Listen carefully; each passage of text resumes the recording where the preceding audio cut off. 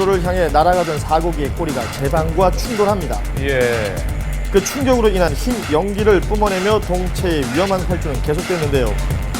영겁 같던 8초가 지나고 기체가 회전하며 꼬리 부분이 솟구쳐 오르더니 이내 활주로 밖으로 추락해버립니다. 그렇게 4고기는 충돌 10여 초 만에 멈춰섰습니다. 항공기 사고가 이착륙 시 그 60% 이상이 납니다. 이번 그 미국 사고도 그런 경우에 속하게 되는데요. 이 장비의 운용을 하지 않으면 조종사 자체가 굉장히 부담을 느끼는 그 시계 비행을 할 수밖에 없는 그런 구조입니다. 이처럼 중요한 장치인 만큼 샌프란시스코 공항 사고와 같은 비극이 반복되지 않도록 점검에 각별히 주의를 기울이고 있는 모습이었습니다. 항공기의 이착륙을 돕는 것은 자동 착륙 유도 장치뿐이 아니겠죠. 활주로 적재적소에 설치된 첨단 장치들 덕분에 공항을 드나드는 항공기들은 오늘도 무사히 안전비행에 성공합니다. 그리고 비가 오나 눈이 오나 항공기 곁을 지키는 활주로 직원들과 위급 상황에 대비해서 항시 대기 중인 소방대원들 역시 이번 사고로 인해 한층 더 강화된 대비 태세를 갖추고 있었습니다. 131호 카피. 지금 이게 어떤 상황인가요, 지금이? 훈련 상황을 하는 건데 바람 방향을 가르쳐 주는 거예요, 지금. 아, 바람 방향을. 샌프란시스코 공항처럼 여객기 착륙 사고가 났을 때를 대비한 실제 대응 훈련도 펼쳐졌는데요. 일반 화재 진압 현장보다 훨씬 강력한 수압, 그리고 많은 양의 물이 투입되는 것이 보입니다. 항공기의 원료인 항공유는 가연성이 아주 높기 때문에 작은 사고도 큰 화재로 번질 수 있습니다. 때문에 빠르고 확실한 진압이 중요하다고 합니다. 평소 훈련이 그만큼 또 중요하고요. 가격으로 보면 어느 정도 되는 건가요? 한 요게 한 10억 정도 돼요. 어이구, 그렇게 비싸요? 소방차, 딱 봐도 일반 소방차와는 차원이 다르죠. 수천억을 호가하는 항공기, 그리고 무엇보다 수많은 승객들의 안전이 걸려있는 만큼 이들을 지켜줘야 할 소방장비 역시 특별합니다.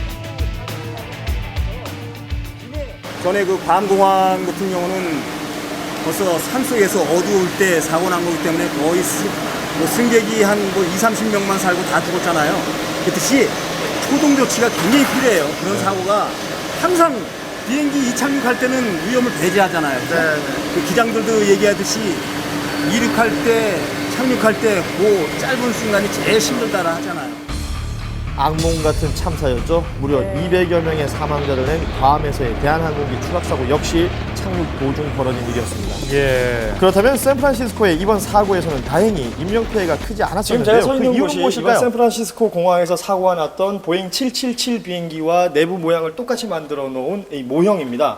지금 보시면 가장 뒤쪽에 있는 이 비상구 뒤쪽에 비행기의 꼬리 부분이 파손이 되면서 사고가 났던 것인데요. 그럼에도 불구하고 인명피해를 최소화시킬 수 있었던 건 승무원들의 적절한 행동과 또 그 행동을 따라주었던 승객들 덕분이라고 합니다. 추락 직후 긴박했던 순간 300여 명의 승객들이 불과 몇 분 만에 탈출에 성공했습니다.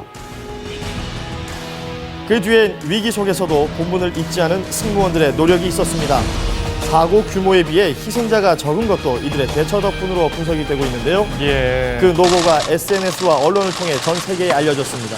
특히 여기 보이는 이 승무원, 꼬리뼈가 골절된지도 모르고 구조에 앞장섰다고 하죠. 머리가 굉장히 명료해지면서 지금 내가 무슨 일을 해야 되는지 그 계획이 쓰게 되더라고요. 그래서 생각하고 하는 게 아니라 그냥 몸이 막 가서. 이번 사고와 같은 비상 상황 시 승무원의 지시에 따라 90초 내에 신속히 기내에서 탈출하는 것이 관건인데요. 쉽지 않아 보입니다. 이를 위한 훈련이 있다고 해서 찾아갔습니다.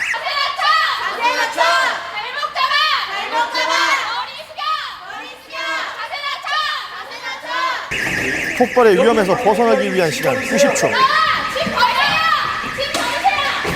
짐이나 구두는 탈출용 미끄럼틀에 구멍을 낼 수 있습니다. 그렇기 때문에 꼭 버려야 한다고. 이런 안전 훈련에 대해서 정말 철저하게 배우기 때문에 좀 더 능숙하게 해내지 않았을까 생각합니다.